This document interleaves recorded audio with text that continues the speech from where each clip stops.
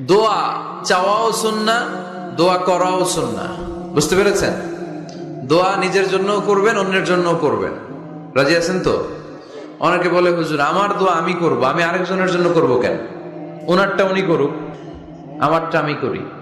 এরকম কথা আছে না নাই? না, অন্যের জন্য দোয়া করবেন, এতে লাভ আছে। আপনি যখন কারোর জন্য দোয়া করেন, ফেরেশতারা আল্লাহর কাছে দোয়া করতে থাকে, আল্লাহ যেই দোয়া সে তার ভাইয়ের জন্য করলো, আগে দোয়াটা তার নিজের জন্য কবুল করে নাও।